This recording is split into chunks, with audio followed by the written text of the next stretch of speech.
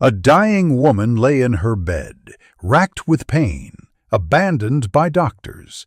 Then, one night, she said Jesus and Saint Thérèse appeared in her room. From that moment on, nothing was ever the same. A story of visions, healing, and hope that defies explanation.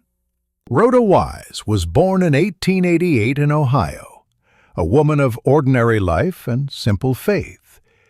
Yet her body was anything but ordinary.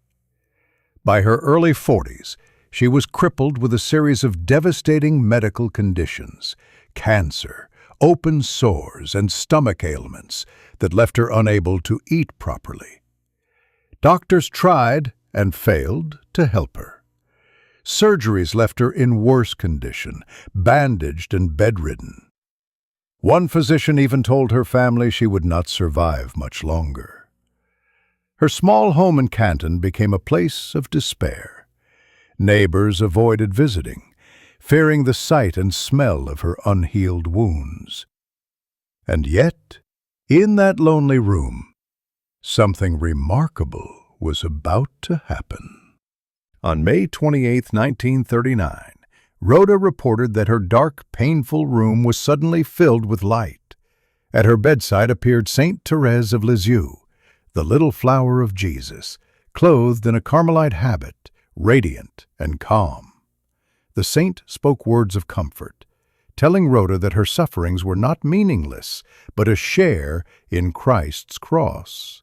She also told her that healing would come. Later, Rhoda said Jesus himself appeared to her, first as a Sacred Heart vision, then standing near her bedside. He spoke words of reassurance, "I will come again." That night, for the first time in years, Rhoda felt a strange, almost forgotten sensation. Relief from her pain. In the months that followed, Rhoda experienced both healing and new suffering. Her cancer disappeared, her stomach ailments eased, wounds closed that doctors had sworn would never heal. But she also began to experience the stigmata, the mysterious wounds of Christ.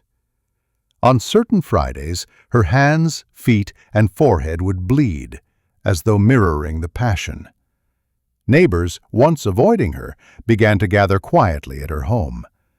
Some came out of curiosity, others in faith. By 1940, Rhoda's home had become a place of pilgrimage. People traveled from across Ohio and beyond, hoping for prayer, healing, or simply to witness what they believed was a holy presence. Rhoda Wise lived until 1948, and throughout those final years, she continued to report visions of Jesus and Saint Thérèse. Visitors often said her small, humble home radiated peace unlike anything they had ever felt. After her death, her house in Canton remained a site of pilgrimage. Countless people testified that prayers there were answered.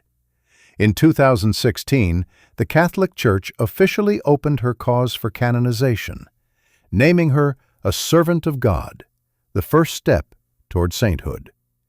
For those who knew her story, Rhoda Wise was not merely a woman of suffering, but a vessel of grace.